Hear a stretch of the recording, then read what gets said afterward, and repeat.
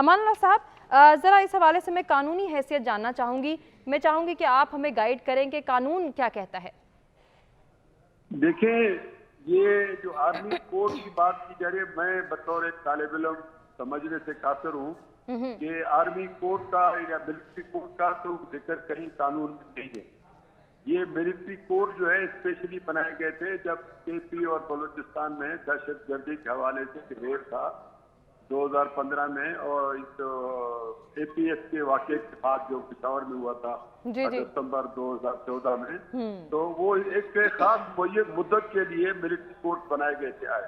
तो वो मुद्दत खत्म हो गई, आइन के तहत उसको दोबारा जो है वो एक्सटेंशन नहीं मिला, तो मिलिट्री कोड का इशू जो है खत्म हो गया। मगर उनकी जो सजाएं थी मिलिट्री कोड की, उन सजाओं को जब हाई कोर्ट पेशावर में चैलेंज किया गया तो उसके अंदर पेशावर हाई कोर्ट ने यह करार दिया कि सिविलियन को जो है मिलिट्री कोड में चार्ज नहीं किया जा सकता।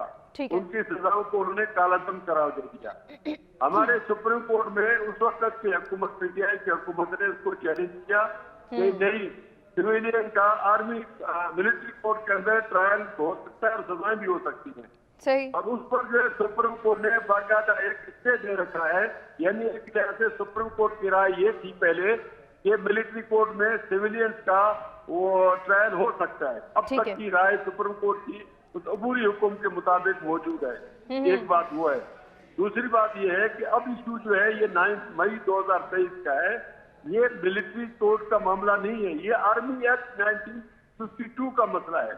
आर्मी एक्ट 1952 एक कानून का हिस्सा है। अगर किसी को 1952 के आर्मी एक्ट से एतराज है, वो अपनी जगह पर बजा है कि कोई भी आइन में लिखा आर्टिकल 8 है, कोई भी कानून फंडामेंटल राइट के खिलाफ हो तो उसको कालादम करार दिया जा सकता है। आज भी अगर सुप्रीम कोर्ट समझती है कि army act 1952 as a whole वो आइन के आर्टिकल 8 के मुतसादिम है, फिर तो पूरे एक्ट को उड़ा सकती है। मगर उस एक्ट के अंदर ये लिखा है कि जहां पर आर्मी के अपने इंस्टॉलेशन पे आर्मी के with in domain of the army कोई जुर्म करता है तो वो लामाला आर्मी का जो अपना मैकेनिज्म है, वो मिलिट्री कोड नहीं है, वो एक मैकेनिज्म है कोर्ट मार्शल का। ठीक हो गया